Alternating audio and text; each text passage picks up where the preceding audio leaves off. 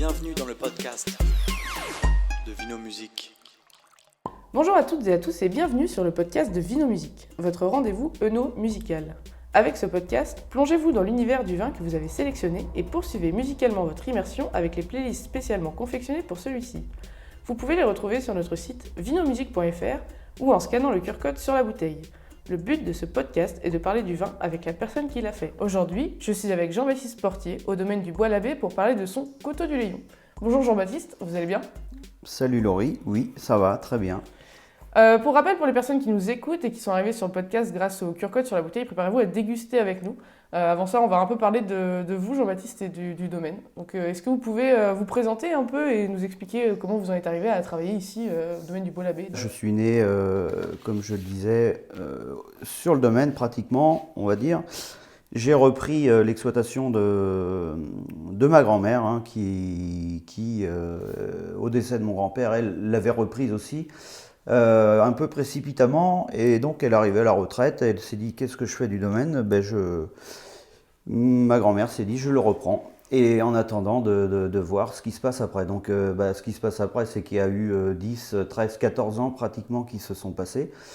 Ensuite, moi j'ai été un petit peu passionné comme tous les gosses, de la ferme, le tracteur, et puis après est venue l'envie de reprendre le domaine, puisque comme beaucoup de jeunes, je pense qu'on ne sait pas trop quoi faire, mais bon voilà, moi je suis né dedans et j'étais obligé de reprendre, ça me plaisait trop. Voilà. D'accord. Et donc, avant de reprendre donc, le domaine, ici, vous aviez déjà travaillé dans les vignes, vous avez fait une formation ? Oui, bien sûr, hein, on a fait quelques... Bon, j'ai été d'abord faire un BEP, hein, je suis BEP Vitiono, après j'ai fait le bac pro et je pensais partir un petit peu à l'étranger, découvrir. Ma grand-mère arrivait à 80 ans, elle m'a dit non, t'as pas le temps de voyager, tu reprends. Voilà, parce que vos parents ne voulaient pas reprendre ? Oui, non. Mon père a toujours été ici. Il faisait un autre métier à côté, par crainte peut-être de ne pas y arriver ou de ne pas ramener assez de revenus. Enfin bref, il était un peu peureux de reprendre et puis de ne pas avoir la sécurité de l'emploi tout simplement. Il n'avait peut-être pas la passion du vin ? Il avait pas forcément, si peut-être, mais bon, il avait pas forcément, non. La passion du vin, en tout cas, lui, il l'avait pas. Il y avait des cultures à côté, donc il était plutôt passionné par les céréales et aussi quand même la culture de la vigne. Mais faire du vin, être attentionné à faire du vin, essayer de concocter les meilleures recettes, non, c'était pas son truc, quoi. Ouais, ok. Et donc ce domaine, il a été créé du coup par les parents de votre grand-mère ou il est là depuis... Alors c'est un domaine qui est de 1800. Alors les traces que j'ai, moi en tout cas, c'est 1870. Mon arrière-grand-père avait fait quelques concours à Paris. Il avait commencé à importer quelques plants américains. J'ai des traces de pépinières. Enfin bref, c'est 1800, avant 1900 en tout cas, et moi j'en serais la 5e génération. Voilà. D'accord. Et donc ici à Douai-la-Fontaine, du coup, vous avez un domaine de combien d'hectares Donc le domaine aujourd'hui fait 45 hectares. Et vous faites un panachage un peu de tout ce qui peut se faire dans la région avec les vins que vous avez ? Évidemment, donc nous on est en Anjou, on fait d'abord les rouges, donc les Anjou rouges à base de Cabernet Franc. On a aussi donc les Chenins, hein, le Chenin on le connaît bien, avec lequel on fait aussi le fameux Coteau du Léon. Et on a après les cépages plutôt comme les gros lots pour faire des rosés un petit peu bien fruités, bien gourmands. Tous les cépages, hein, je crois qu'on doit travailler sur 8 ou 9 cépages, j'ai pas trop la liste sous les yeux, mais grosso modo c'est ça. Oui, c'est ça, puis les principaux restent le Chenin. Le Chenin, le Cabernet, comme beaucoup d'exploitations angevines.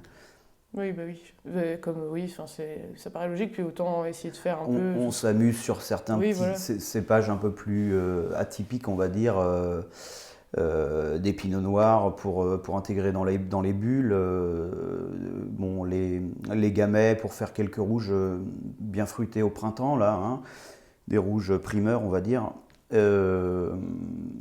Cabernet Sauvignon pour donner un peu de structure au vin, à nos rouges d'Anjou, les Anjou Village entre autres. Bon, après, on peut parler aussi des IGP, hein. Nous, on a des Sauvignon blancs qui vont très très bien sur nos parcelles argilo-calcaires. Donc un Sauvignon bien gourmand, bien fruité, qui est toujours là depuis. Ma grand-mère vendait déjà historiquement, avait développé le commerce de ces bouteilles plutôt autour du Sauvignon avec quelques amis bretons qui en étaient friands avec les fruits de mer, bien évidemment. Voilà. D'accord. On va parler un peu plus du coup du vin qui nous intéresse et qu'on va déguster aujourd'hui, qui est donc le Coteau du Layon. Déjà, on va partir en fait de la base, donc c'est sur vigne Chenin. C'est quel terroir qu'il y a en fait sous ces vignes-là pour faire ce Layon qu'on va Alors déguster là, on est sur un terroir de schiste, hein, vraiment. Je crois qu'il y a 25-30 cm de terre et derrière on a la roche-mère, hein, le schiste. C'est une parcelle qui est située à 108 mètres, donc c'est une des parcelles, c'est la plus haute, on va dire, du coin, hein. Elle est sur un plateau bien ventilé, sur un caillou qui chauffe bien. Donc souvent, on a de très bonnes réussites sur ces coteaux du Layon, sur ces parcelles-là en tout cas. Ok. Et donc, pour rappeler, pour ceux qui ne savent pas, c'est forcément vendangé à la main, parce qu'au niveau du cahier des charges, on n'a pas le choix. Oui. Et après, comment ça se passe une fois que vous avez ce raisin? Qu'est-ce que vous en faites pour arriver à ce Layon? Eh bien, déjà pour avoir un coteau du Layon aussi sucré, il faut le laisser mûrir sur souche. Donc c'est évidemment des vendanges tardives. Hein. On laisse ce raisin de Chenin, hein, qui peut aussi faire très bien des vins secs. En tout cas, celui-ci, là, le vin sec, pour expliquer, il est ramassé mûr, hein, une vendange mûre sans pourriture, sans surmaturité. Par contre, le coteau du Layon, lui, on va le laisser finir de mûrir avec une belle arrière-saison. En général, ça nous aide davantage. Donc on laisse flétrir les grappes, hein, elles se dépourvues d'eau et ça se concentre en sucre. Donc c'est un vin sucré, évidemment, en sucre naturel, hein, voilà. Oui. Et après, il arrive à la cave. Donc vous le vendangez en caisse du coup? C'est vendangé manuellement, Ouais. non, à la hotte, hein. À la hotte, ouais. On met dans des bennes inox, on vient décharger directement dans le pressoir. On évite de passer par des systèmes de vis, hein, pour éviter de triturer de trop.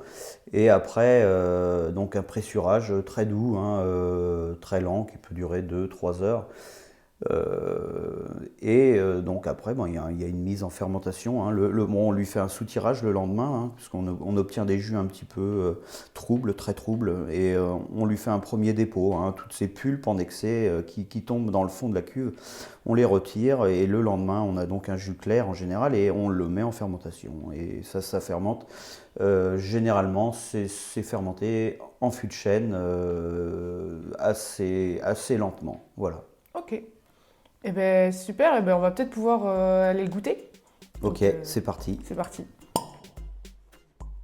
Et pour rappel, hein, pour ceux qui nous écoutent chez eux, nous on va commenter ce qu'on est en train de boire. Évidemment, si vous ne sentez pas la même chose chez vous, c'est tout à fait normal, hein. La dégustation c'est très subjectif, en fonction du moment, de la température, bien sûr, de comment vous êtes installé dans votre C'est fauteuil. ce que je dis à mes clients. Le contexte fait que voilà, les dégustations, alors le verre est aussi important. C'est vrai. Et donc, bon, là, il a une teinte quand même or, hein. Il est très, très couleur jaune or. C'est vrai que visuellement, on peut pas vraiment c'est ce qui va nous indiquer quand même qu'on est sur quelque chose de... Un vin, ouais. Un vin, Un voilà. vin un petit peu évolué. Ouais. Bon, par la maturité, la surmaturité du raisin lui apporte directement déjà ce petit côté jaune or, caramel, on va dire. C'est des vins quand même qui sont assez classe, c'est noble, hein.